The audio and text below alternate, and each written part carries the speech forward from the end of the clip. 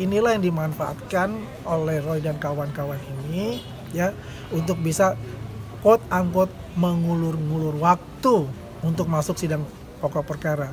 Kenapa untuk itu alasannya? Alasannya segampang aja menurut saya. Dia adalah seorang pengecut.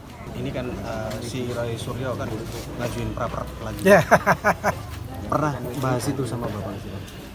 Saya kalau kita bahas sama beliau enggak, tapi kita berdiskusi lah dengan teman-teman dari lawyer siapa ya semuanya. Kalau saya sebetulnya tahun kemarin ya, waktu bulan November, saya sudah men-challenge Roy dan kawan-kawan itu kalau merasa dikriminalisasi terhadap pasal-pasal yang dikenakan kepada mereka, karena kan mereka selalu mengatakan ada pasal penyelundupan. Pada itu kan pasal penyelundupan dari LP pertama pun 32, 35 itu sudah ada di dalamnya. Tapi diglorifikasikan itu pasal penyelundupan oleh mereka. Ini yang sangat menarik untuk kita itu ya. Ya, artinya apa? Dia memanfaatkan celah-celah dari Undang-Undang Nomor 20 tahun 2025 itu ya, yang berlaku tanggal 2 Januari 2026 itu memang tidak ada yang namanya PK itu sekali, dia bisa berulang kali. Tapi ada titiknya nanti itu, selesai itu ada, ya. Itulah yang dimanfaatkan oleh dia untuk melakukan PK itu. Karena kalau Undang-Undang Nomor 8 tahun 81 itu ketika pokok perkara nomornya saja sudah ada itu gugur semua untuk namanya perapit itu. Tapi sekarang ya karena ada Undang-Undang Nomor 20 tahun 2025 itu perapit didahulukan baru pokok perkara. Inilah yang dimanfaatkan oleh Roy dan kawan-kawan ini ya untuk bisa quote unquote mengulur-ngulur waktu untuk masuk sidang pokok perkara. Kenapa untuk itu alasannya? Alasannya segampang aja menurut saya. Dia adalah seorang pengecut takut masuk pokok perkara. Karena mereka nggak punya yang namanya barang bukti untuk di-challenge. Karena selama ini yang dilakukan adalah asumsi-asumsi semua isinya gitu loh.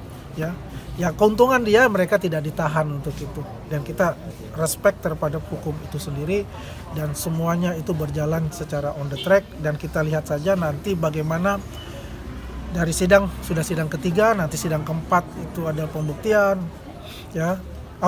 Putusan sela, sidang kelima itu ada pembuktian, sidang 6 ada pemanggilan saksi-saksi pelapor itu. Nah, kita ikuti aja tuh semua itu dan kita pantau semua itu dan berharap bahwa semua itu adalah tidak ada intervensi-intervensi dan kita yakin bahwa hukum kita ini berjalan dengan baik ya, dengan dipimpin oleh jaksa penuntut umum yang menurut saya itu adalah jaksa penuntut umum yang terbaik untuk itu dan juga hakim-hakim yang mempunyai kapasitas dan kapabilitas yang luar biasa untuk memimpin di sidang pokok perkara di Pengadilan Negeri Jakarta Timur. Oke, terima kasih Bang. Sehat ya? Laras. Iya. Bang Andi, Bang Andi. Terima kasih. Beda. Siapa? Pak. Iya.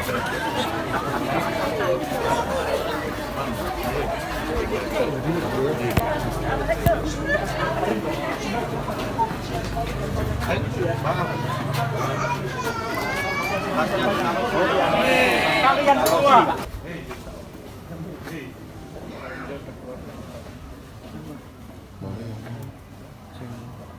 Dari mandor bisil.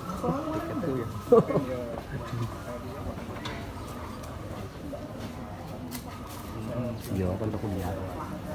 Sebelum mau dipakai sama dari manual desain sekarang.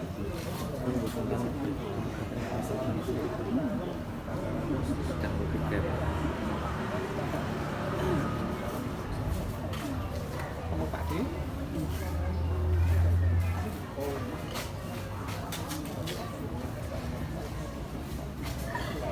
Iya. Tapi dari sekolah.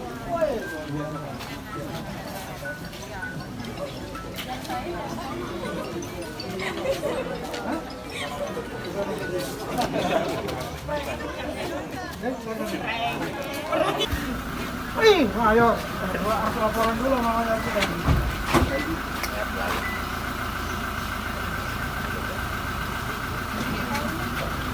Halo Bang. Bang. Pagi Bang. Ini kan si Rai Suryo kan ngajuin pra-pra lagi. Ya, Pernah bahas itu sama Bapak sih? saya kalau kita bahas sama beliau enggak, tapi kita berdiskusi lah dengan teman-teman dari lawyer siapa ya sebenarnya. Kalau sebetulnya tahun kemarin ya, waktu bulan November, saya sudah men-challenge Roy dan kawan-kawan itu kalau merasa dikriminalisasi terhadap pasal-pasal yang dikenakan kepada mereka, karena kan mereka selalu mengatakan ada pasal penyelundupan. Pada itu kan pasal penyelundupan dari LP pertama pun 32, 35 itu sudah ada di dalamnya. Tapi diglorifikasikan itu pasal penyelundupan oleh mereka. Ini yang sangat menarik untuk kita itu ya. Ya, artinya apa? Dia memanfaatkan celah-celah dari Undang-Undang Nomor 20 tahun 2025 itu ya, yang berlaku tanggal 2 Januari 2026 itu memang tidak ada yang namanya PK itu sekali, dia bisa berulang kali. Tapi ada titiknya nanti itu, selesai itu ada, ya. Itulah yang dimanfaatkan oleh dia untuk melakukan PK itu. Karena kalau Undang-Undang Nomor 8 tahun 81 itu ketika pokok perkara nomornya saja sudah ada itu gugur semua untuk namanya perapit itu. Tapi sekarang ya karena ada Undang-Undang Nomor 20 tahun 2025 itu perapit didahulukan baru pokok perkara. Inilah yang dimanfaatkan oleh Roy dan kawan-kawan ini ya untuk bisa quote unquote mengulur-ngulur waktu untuk masuk sidang pokok perkara. Kenapa untuk itu alasannya? Alasannya sih gampang aja menurut saya. Dia adalah seorang pengecut takut masuk pokok perkara. Karena mereka nggak punya yang namanya barang bukti untuk di-challenge. Karena selama ini yang dilakukan adalah asumsi-asumsi semua isinya gitu loh. Ya. Ya keuntungan dia mereka tidak ditahan untuk itu. Dan kita respect terhadap hukum itu sendiri dan semuanya itu berjalan secara on the track dan kita lihat saja nanti bagaimana dari sidang sudah sidang ketiga, nanti sidang keempat itu ada pembuktian ya.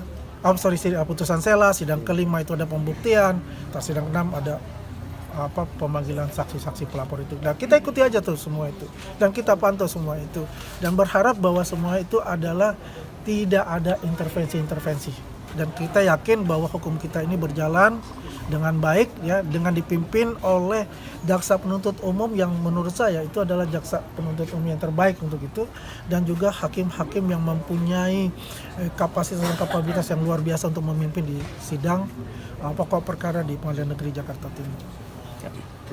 Oke, terima kasih Bang. Terima kasih. Sehat ya? Alhamdulillah. Iya.